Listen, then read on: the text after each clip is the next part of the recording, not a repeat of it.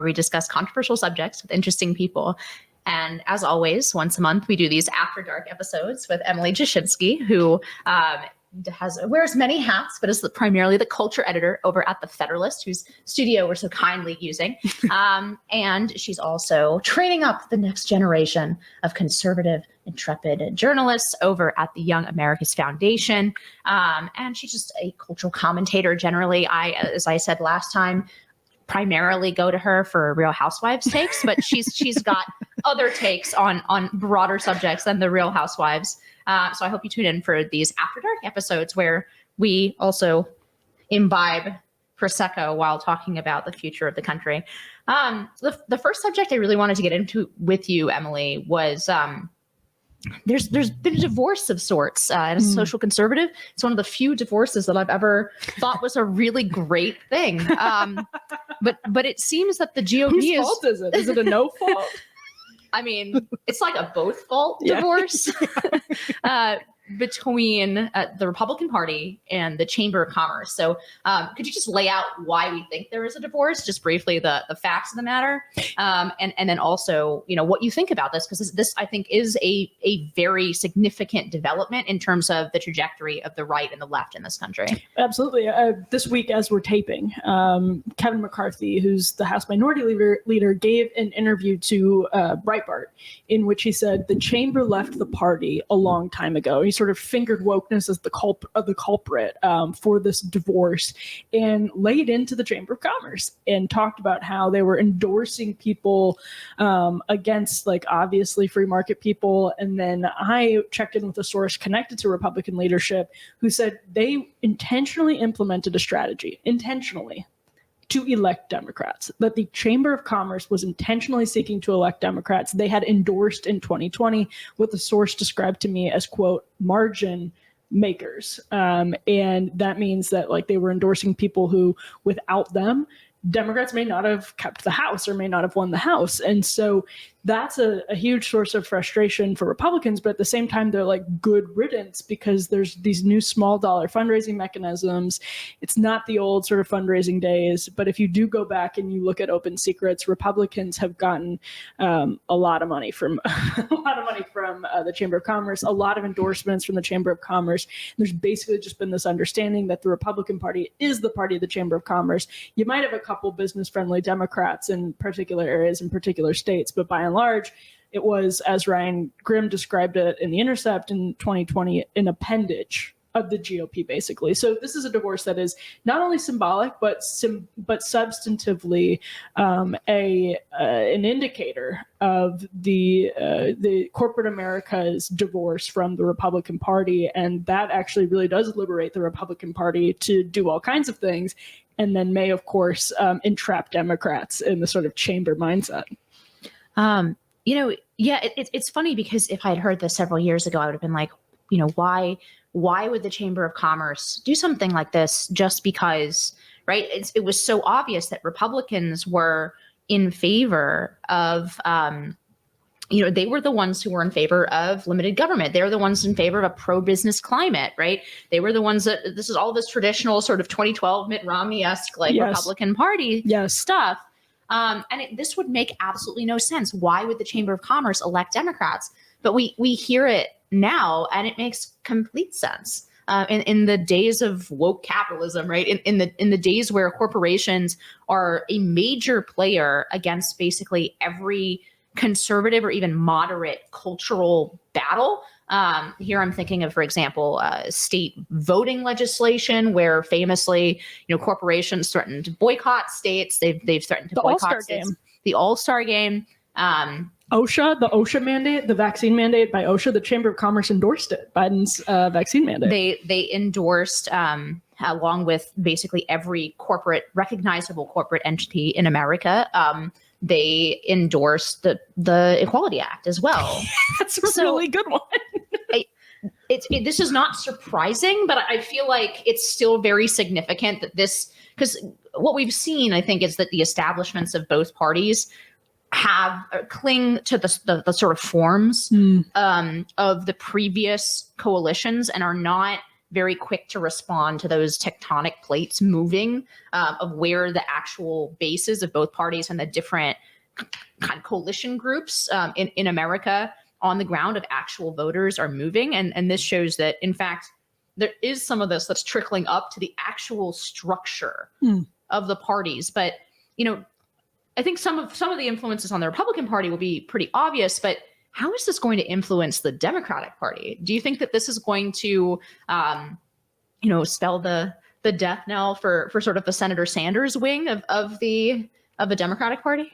Yeah, I mean, that's the big question, because this is something that the far left kind of struggles with too. And when they talk about media bias and when they talk about the Democratic establishment, it's completely true that the Democratic establishment sort of hates them and loathes them. But it's absolutely important to understand that's primarily on economic issues. But even on economic issues, the center has been dragged so far left by the Bernie Sanders wing and by the fact that they have gained so much, by the fact that voters were so hungry for Bernie Sanders. I mean, he trounced Hillary Clinton in a state like Wisconsin, lest the Nancy Pelosi's of the world forget.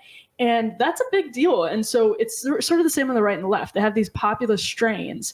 And the question is, who's going to win this tug of war? But on the left, those cultural issues, the entire Democratic establishment is completely on board with the cultural agenda of the radical far left. The Equality Act, Inez, which you are literally an expert on, is a great example of a piece of legislation that is so radical, it would have been laughed out of the mainstream by everybody, 10 years ago, if not less than 2 years ago. Yeah, right.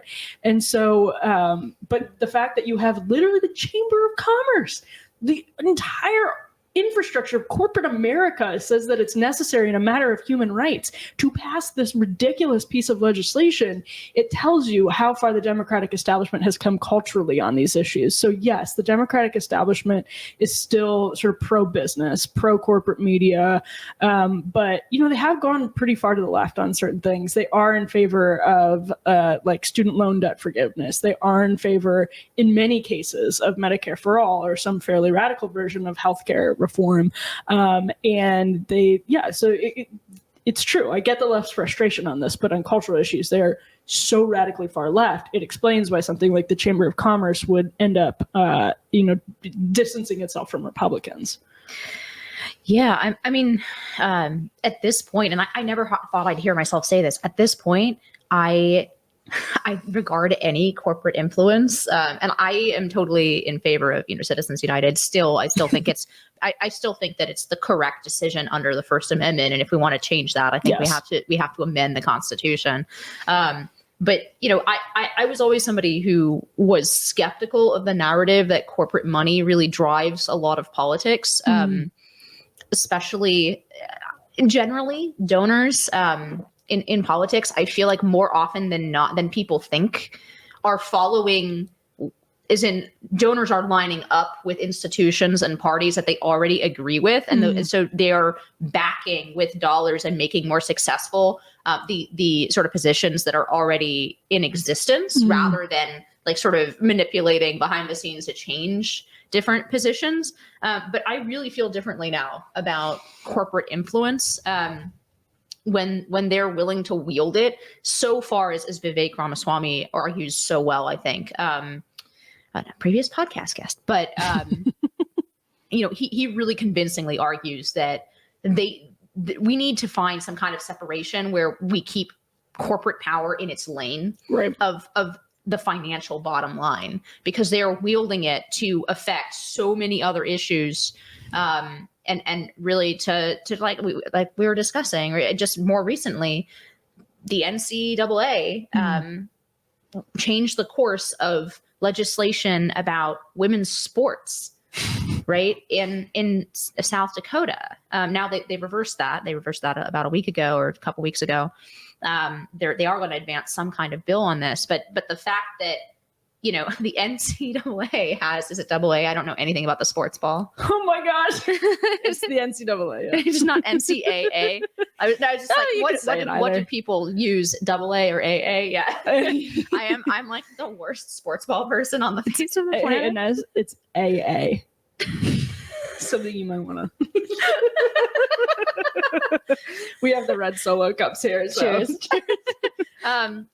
No, but I really do think this is significant in terms of the agenda that can be then advanced politically in the Republican Party. And probably, I mean, as somebody who still does cling to ideas of limited government and individual liberty and such outdated notions, the Constitution, I am kind of, this could be the kind of the best of all worlds, right? If corporate influence moves from the Republican Party into the Democratic Party, it's going to make, a lot of folks that I actually find insightful on these issues, but sort of anti-woke Marxists, it's going to make them really mad and even more disillusioned from the Democratic Party. But from my perspective, I think it's going to cause the reality that we've already seen, peak socialism. And it's going to moderate eventually where the Democratic Party is going on economics, while freeing the Republican Party from their pernicious influence on culture. So as somebody who's socially and fiscally conservative, I feel like this may be the best of all worlds. That's really interesting because that's really interesting. So the NCAA issue is a good one because the fact that Governor Noem caved on it, although she's taking a totally BS victory lap right now, it speaks to the power of the populist right, which prioritizes cultural issues in the same way the populist left prioritizes economic issues, even though the populist left also has a problem with being radically and rabidly culturally leftist. But that's such a good example because she caved on that after caving to like the chamber. And so it really speaks to what a tug of war we're in. And the Democratic Party has been similar to the Republican Party. We have kind of this uniparty of the ruling class being corporate friendly. If you look at like the trade policies of Bill Clinton, for example, the trade policies of George W. Bush, of Barack Obama, I mean, you can really see that. And that's the sense that like, I always go back to Charles Murray, and I feel like I always end up talking about Charles Murray on this podcast and then pretty much every conversation I have, but like there's this mind meld between people that sort of swim in the same waters in New York and DC and Los Angeles, people who just, it almost doesn't matter. Like Citizens United is a good example. That's something Republicans supported and people like Hillary Clinton decried. But Sacha Baron Cohen made that Borat movie and specifically came out and said he did it to influence the election. He released it on Amazon, one of the most major corporate platforms in the world, specifically to influence the election.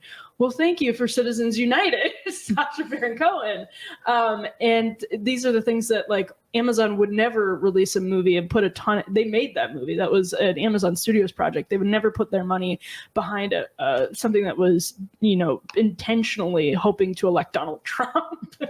And so I think it's this sort of tug of war in the uniparty. And you predicted like 2 years ago that we'd seen peak socialism. And I said, Inez, you're crazy. But I really do think there's despite what we've just said, I do think there's a good argument for that. But I think it's because the uniparty is above all absolutely obsessed with power. And the Republican Party has been on top of this, and they recognize how poorly socialism polls, specifically with those suburban women in swing states that Democrats got from Trump. And they don't like socialism. So that's where you might see that the far left having a real hard time persuading the establishment to really go gung-ho and to continue going pedal to the metal on some like obviously socialist policies. The only thing I have to add to that analysis is that the uniparty that you're talking about would not be, which I would roughly define as sort of extreme culturally left, fiscally, let's say, sane to moderate, and very technocratic, right? Yes. Very bureaucratic. And that's what I would kind of add to this analysis. You're talking about New York and DC, and sort of the uniparty there. And I totally agree with you. There's a Nacella corridor effect, right? Aren't you like literally about to get on a Nacella? Literally about to. No, I'm not taking the Nacella. I don't like the That's Nacella. Right. Anyway, not for populist reasons. Anyway, no, but I think that effect is real. But that is actually less important increasingly because all the institutions are so bought in that even if you're from Ohio or you're from Texas and you want to join pretty much any credentialing or like stamping institution, you have to go through essentially the same indoctrination and cultural melding into this class. It's like a managerial class that's stamped by the universities, stamped, by going to the right schools, and those schools are all teaching the same things. And even once you get out, you're supposed to increasingly profess those views, those cultural views, and that kind of cultural monopoly as you go about, whether you're working in an agency or whether you're working in academia or whether you're working in an HR department in Nike, right? So I think it's much broader than the geographic focus now because they've taken over all of those institutions. I do agree that's where it kind of started, but I think it's much more powerful than that now. It's the top-down enforcement of it is from those places specifically. But I will just add this quickly. I think Republicans and conservatives are very unwise to underestimate the extent to which this conditioning is deeply embedded in the minds of our generation, but especially people younger than us, who have grown up. Well, younger than you, I'm old. Yes, that's right. She said it, not me. Who have grown up with every single institution, including especially popular culture, telling them that every interaction they have with somebody of a different race is infected with systemic racism, and that every institution in this country is infected with systemic racism, et cetera, et cetera. And it's not just isolated to the Acela corridor. So in terms of optimism, about the GOP and maybe figuring out a little bit about how the world actually works, the Republican National Committee has issued an edict saying to their potential candidates, saying that they will not be participating in certain corporate media debates. And in the past, this has been a big internal issue in the Republican Party. And I promise this podcast will not be about Republican Party like back channels, the rest of it. But I only pick these issues because I think that they have consequences beyond this. I mean, do you think that the actual establishment organs of the Republican Party and correspondingly the Democratic Party are starting to understand the landscape in which they reside? Or do you think that this is merely a sort of fundraising level move, i.e. they know their base hates the media, and so they're going to make a sort of grandstanding position on this? Or does this reflect an actual deeper understanding that they know they cannot continue to play what is essentially a rigged game that they pretend is sort of fairly decided? Yeah, and so there were a lot of good signs this week. The chamber, McCarthy's comments about the chambers one. McCarthy again actually came out against the January 6th committee and said, this is hyper partisan and we will not legitimize it with our participation, basically. And then you have this debate point, and these are all really good signs, but they are sort of style over substance, although I would argue not participating in the January 6th committee is pretty substantive. And the RNC, if they keep holding fast to this, that will be, I think, remarkable, because it would be really substantive if Republicans refused to be moderated by, as you just described, I think excellently, Inez, people who are culturally radical liberals now. I mean, this is not as though this is not Walter Cronkite. This is not people who just sort of are center left. This is if you believe the Equality Act is a matter of human rights, you're a radical leftist. This is not the sort of mainstream or center left anymore. I feel like I should jump in here and do what we should have done initially, which is say that the Equality Act is something that redefined sex under the law and included civil rights protections on the basis of self-identified gender identity, right? So this would be every institution or every female-only space, whether that's prisons, female prisons, or women's sports, for example, would be affected by this. Women's shelters. So it's incredibly radical. And obviously, we're dealing with all of those issues in all the states. And on the federal level, they've found other ways to redefine sex, whether that's issuing regulations or dear colleague letters through the sort of technocratic and bureaucratic process. So they're trying to skin this cat in many different ways. But this was national civil rights legislation, which would have enshrined the idea that you cannot distinguish between a like biological man and woman. So it's very radical. It's extremely radical. And, you know, I pretty much guarantee you every presidential debate moderator, when pressed in public, would say, yes, absolutely, I support this important piece of legislation. And I remember actually when Mary Catherine Ham moderated a CNN debate in, what was that, 2016? It was fantastic. It was absolutely fantastic. In the same way, it's great when Rachel Maddow moderates a Democratic debate. I mean, it just makes way more sense. And it is absolutely absurd to have people who are just by nature of perceiving themselves as neutral, anti-conservative, moderate these debates, because to be neutral in the Beltway, and I'm speaking to somebody who lives here and has lived here for a while, it is to be neutral is to be center left at best, but to be sort of far left on cultural issues and center left on business issues or on economic issues, it makes absolutely no sense to continue subjecting this important process of vetting nominees to people who hate you, essentially, like think that you're a bigot. And in this environment, I mean, the test will be whether the RNC follows through on this, but it's at least great signaling. Yeah, I guess that's my worry, is that there is a space between the establishment of the party figuring out that talking about these issues is a good way to get the base out and excited and donating and voting. Which, I mean, I do think is an improvement over the previous strategy, which is ignore the cultural issues and completely ignore sort of this systemic march through the institutions of the left. And denigrate people who are trying to fight that. Right. I think that's an improvement, but it's not the improvement we need at this moment in time, I think, in the country, when we really do need to convert that energy into actual, I'll use the word systemic change in a lot of these institutions. And that's going to require smart policy thinking, but it's also going to require a sustained effort, legislative effort, from the party that opposes it, which right now is the Republican Party. And I guess, so the election in Virginia is really a key thing for me in this regard. What Glenn Youngkin in Virginia actually ends up doing on the issue of education, which it's really hard to deny that that issue was key in getting him elected.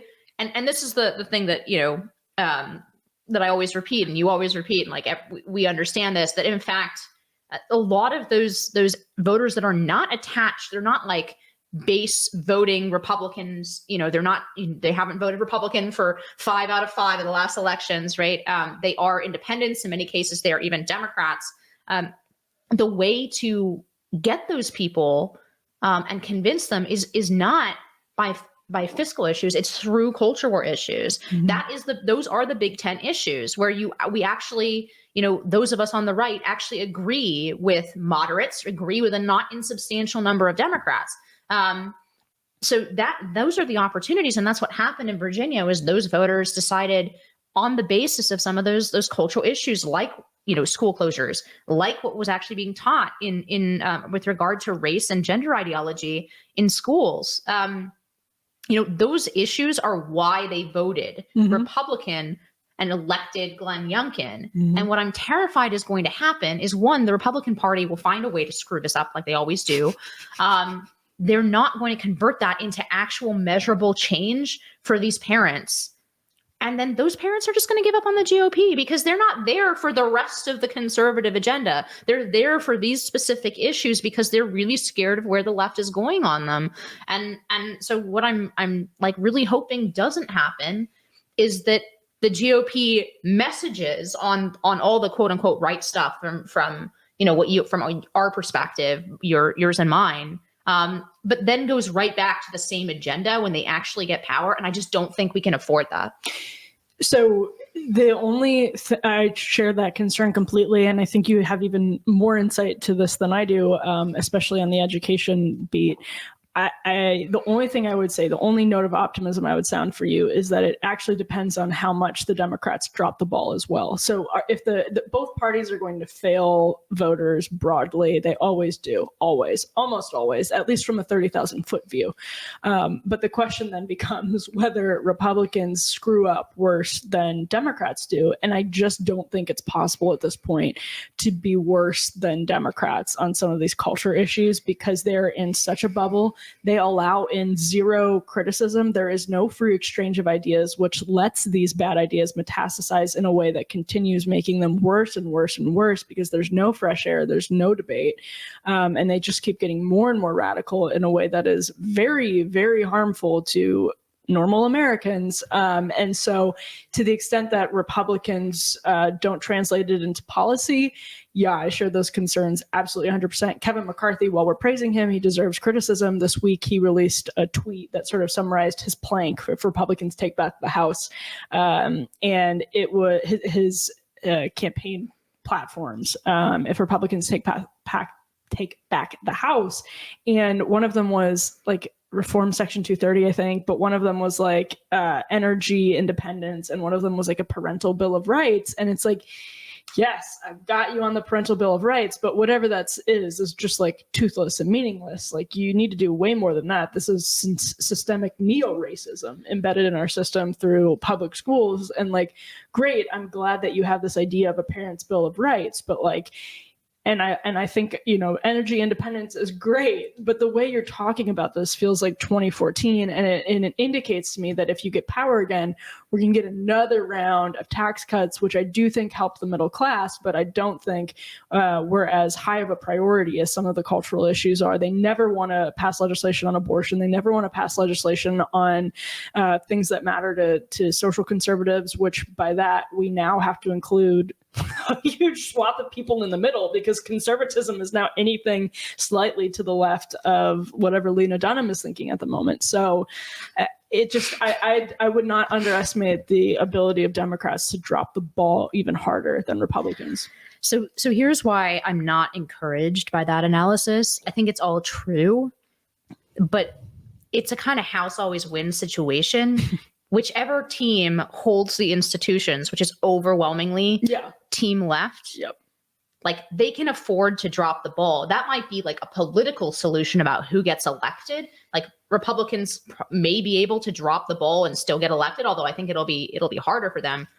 But time is not on our side. No, I agree. Right? I agree. Every year that we don't do something about it, a new year of cultural revolutionaries are graduating into every private institution and every institution or every like holdout in the country. And so they don't really need to get their agenda through right now. They literally can just wait. And it'll get worse. And I think a lot of people in the country feel that way, right? That's kind of why it feels so inexorable.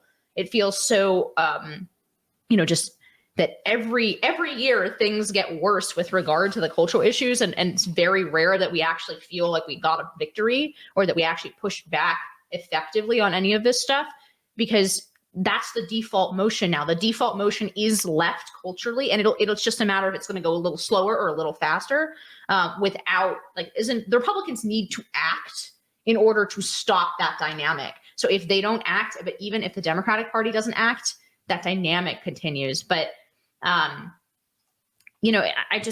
that's what makes me worried. I really do think, and again, I'm not saying things about the Republican Party and the Democratic Party because I'm particularly partisan or care so much about that. But those are the vehicles through which, like, the Republican Party is the only hope right now for any of the cultural important, like, sort of vehicles, because as we discussed earlier, the Democratic Party, all the influences, and you see this, they can't turn around. They can't U-turn, even though there are important voices in the party that are like, oh, hey, guys, this is really unpopular and it's losing us races. There's so much institutional power behind this far left cultural perspective that it's impossible for the party to actually slam on the brakes, even as many of the members are like, hold up, this is really bad for our election chances. Yeah, and the only thing I'll add to that is just, I think it's, and I did a piece on this week. I think it's very hard to have these conversations about politics without recognizing the context of the sort of hypernovel world that we live in, as Brett Weinstein and Heather Hying have talked about. When Betty White died, I discovered that she was on an experimental broadcast. Her first experience on television was a freaking experimental broadcast in 1939. That is the year The Wizard of Oz came out. It's the year Gone with the Wind came out. She was 17. She was 17 years old in 1939 when she was on an experimental broadcast of TV. She died in the age of streaming. that is how new some of these technologies are. And I was having a conversation with somebody yesterday, and they were like, well, hypernovelty can't just be the explanation for all of this, because we saw sort of postmodernity start to eat away at the cultural fabric before TV was really popularized. And it's like, well, actually, hypernovelty goes back way further than TV. It's the blink of an eye in the scope of human history, and our bodies aren't meant to live like this. This is making me sound like really Marianne Williamson, but our bodies aren't meant to live like this. We are certainly not meant to communicate in this way. We are not meant to litigate our politics in this way. We're not meant to litigate our culture in this way. And I think, that's when we talk about the institutions being all owned by the left, and the fact that there's now Substacks creeping into the discourse, and there are competitive institutions being built up, I do see it as a race against the clock. Exactly what you just said, Inez, and I've written that before. It feels like a race against the clock, because so much of this tech is anti-human. It's the metaverse, profoundly anti-human, but one of the most powerful companies in the world will profit more and more of our lives we live in virtual reality. And that sounds like science fiction, but it's imminent. They changed their name to Meta. Facebook did just a couple months ago. And so I do see it as a race against the clock, but in ways that are more that are more than just politics, in ways that are just sort of about our humanity. And if we can sort of use our system, which is the best system that's ever been created, I think, in the history of the world, for such a multi-ethnic and massive geographic swath of the world, maybe things can be adjusted and balanced out, but it's scary. Yeah. There's another aspect, another way in which I feel this is a race against the clock. And that's, we are, all of what you just said, plus the ideology, is creating more people who are mentally on the edge, plus isolation from the pandemic. Mm-hmm.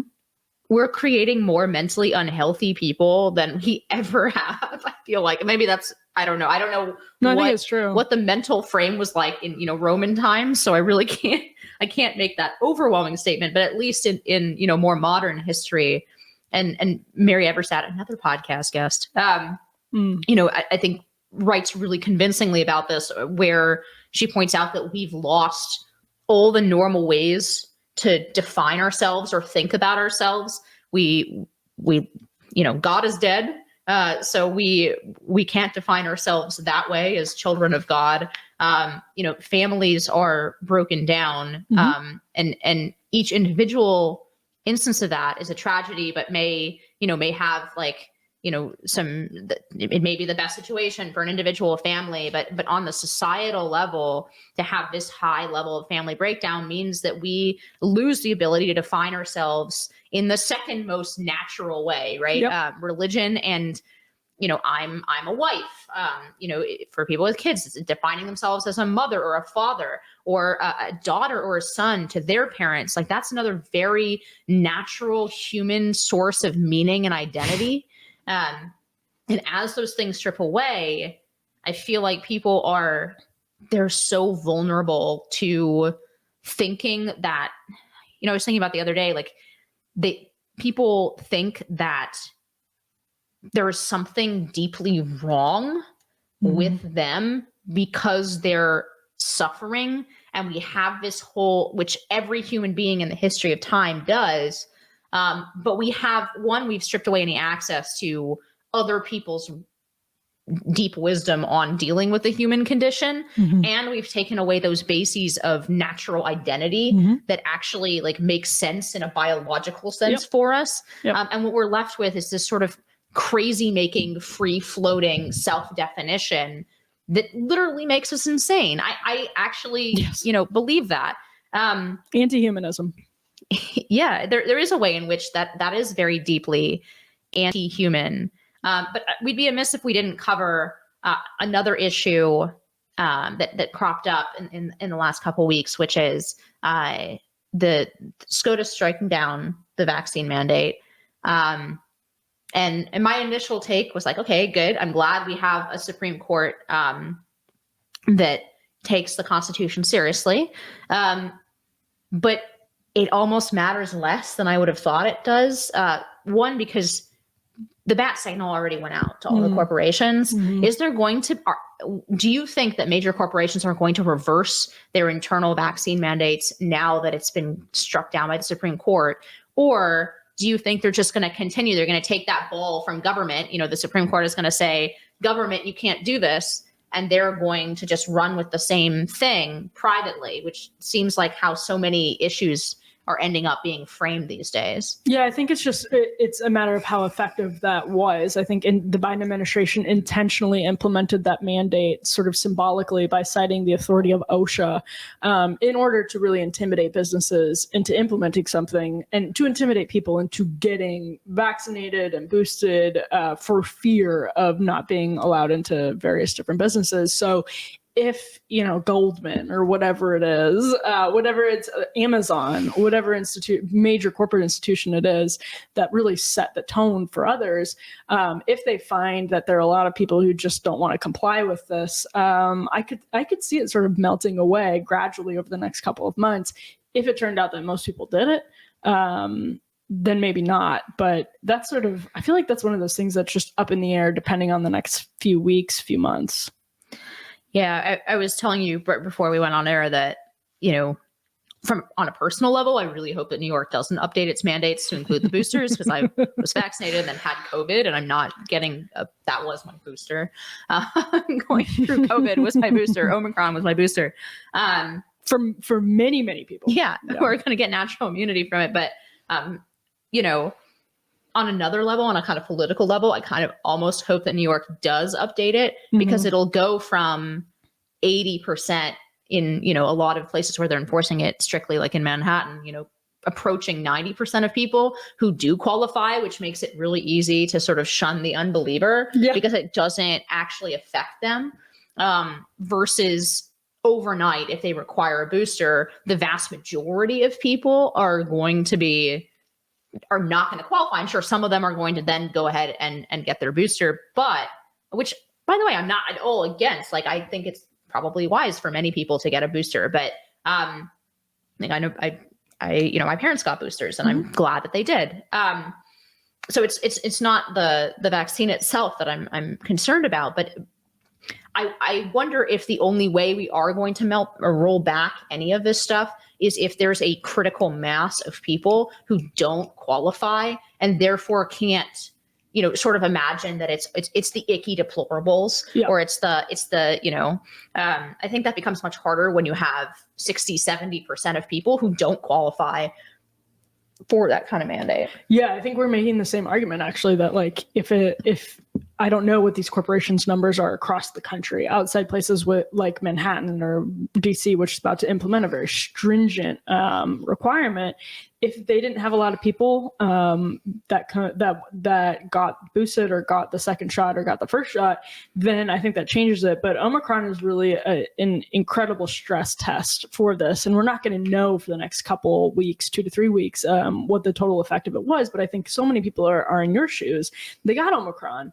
And they don't want to get boosted. In fact, some of the medical advice is not to get boosted. And so I think in the next few weeks, this will become increasingly clear. Yeah, I just wonder which way this is going to go. Although, like, selfishly, I don't want them to do that because I like going to restaurants in New York. But that's probably not a good enough reason to oppose them. Probably not. But I don't know. I really like restaurants. No, I just wanted to hit one last subject before we do the wrap up and talk about our undercovered things for the week. You got a train to catch. Yeah, you called me the Acela dweller, so it's not actually the Acela; it's a different train. But yes, I have Northeast to catch Regional.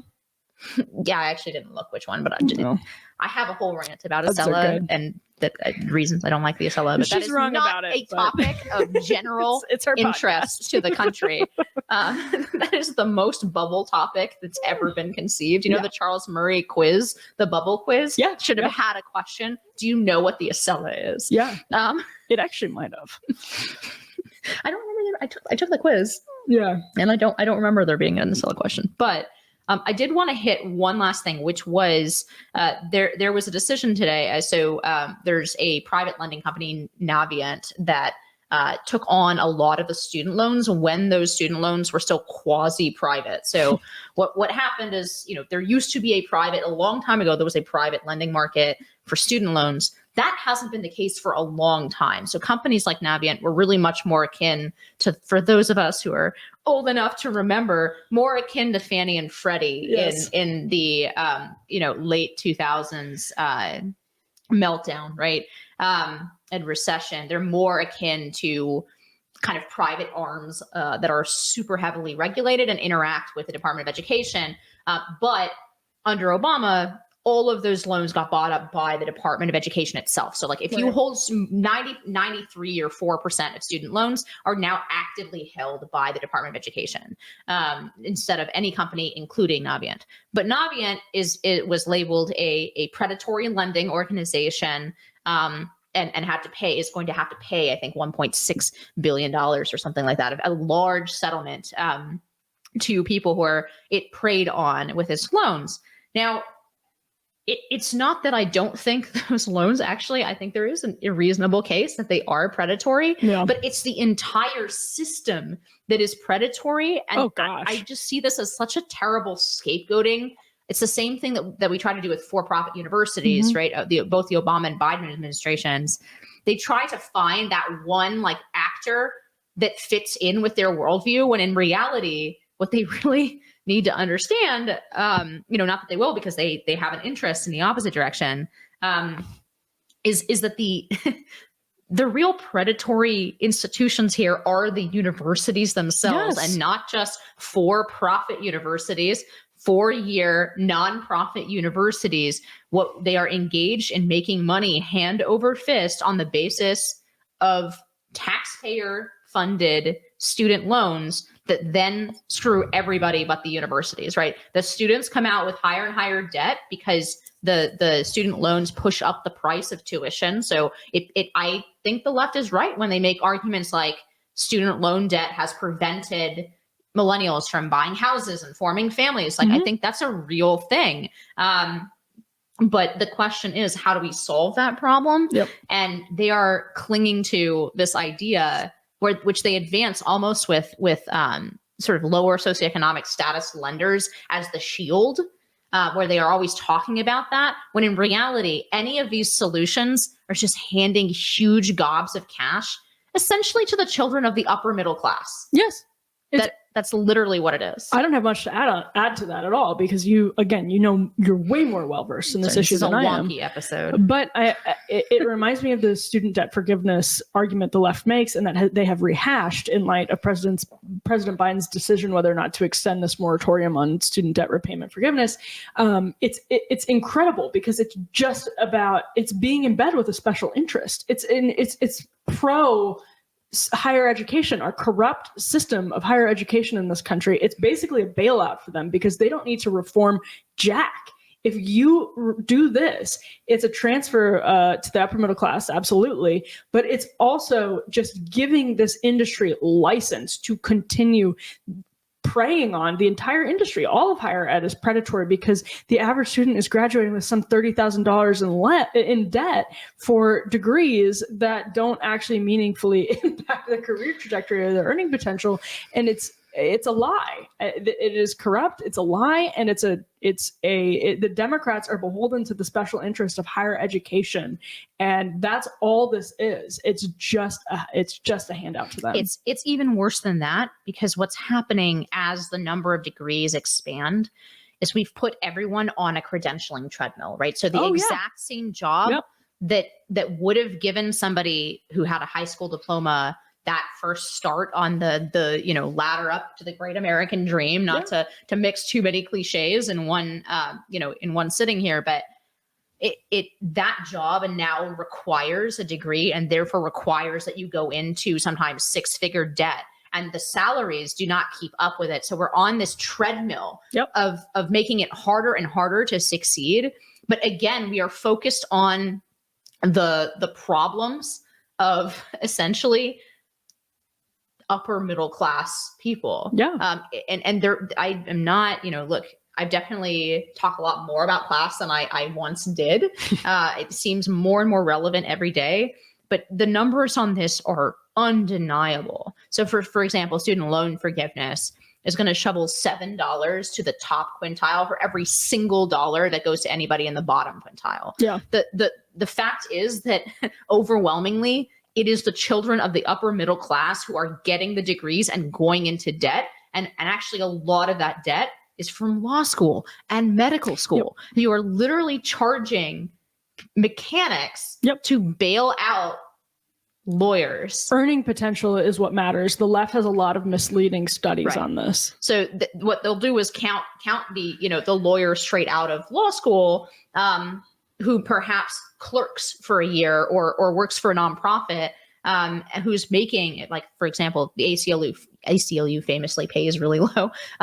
Like some of the folks who are straight out of law school work for the ACLU, they're getting paid $45,000 or $50,000, but their earning potential is much, much higher. Yep.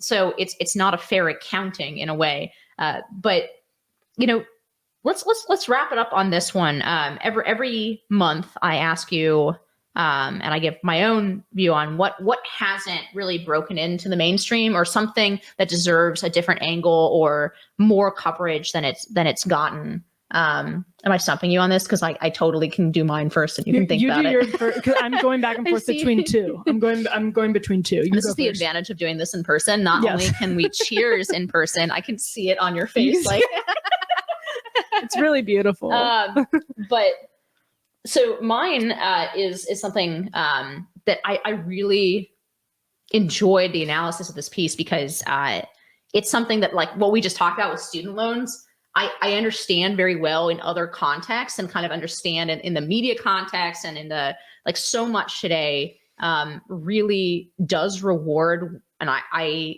am now a total Burnham, stan, and I'm going to use the word managerial class to describe it, because I think it's the best way to describe the kind of trifecta of academia, agencies and bureaucracy, and then kind of a compliant sort of HR bureaucracies that exist in private corporations as well. Mm-hmm. I think these folks, oftentimes they're the same people who rotate between those three poles throughout the course of their career.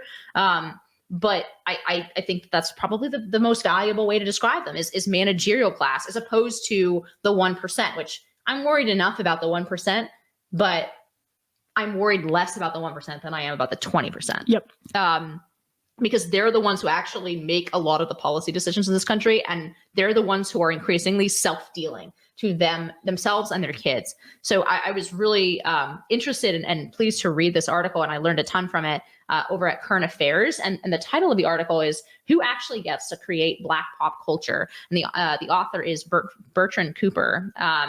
And what he points out is, in the same way that I just said, that student loans, they use your atypical borrower who comes, like the very small percentage of borrowers who actually come from an impoverished background, and actually are, like, trying to pay off their usually very small loans. And actually that have a quite sympathetic situation that in absence of anything else, I would be sympathetic to thinking about, how this predatory industry has really screwed them, and how we might be able to rectify some of that.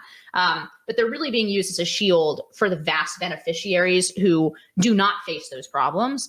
That's kind of the thesis of this article, but with regard to Black pop culture, which is super interesting. So he talks about how all of the statistics that are trotted out by Black Lives Matter or by other groups or woke groups about disparities between, for example, Blacks and whites in the country, relating to poverty, interactions with the police, incarceration, right?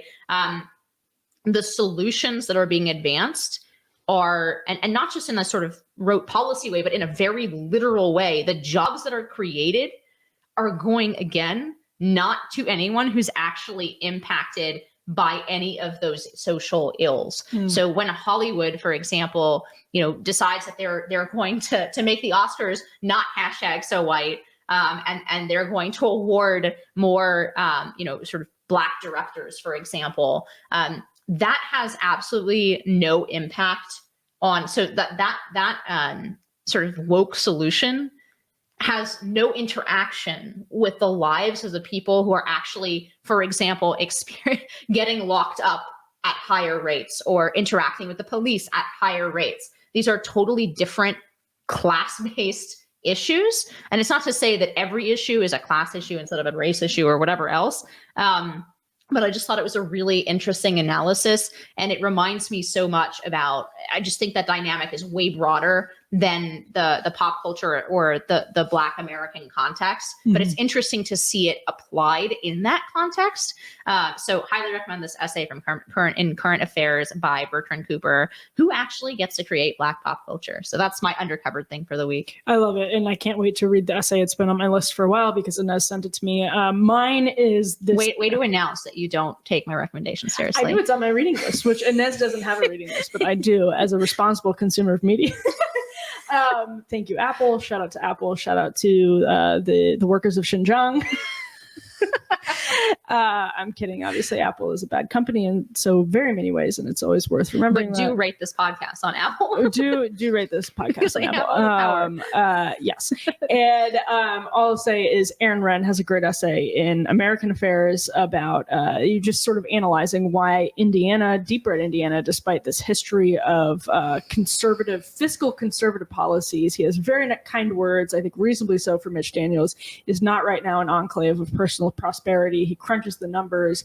It's a great reckoning.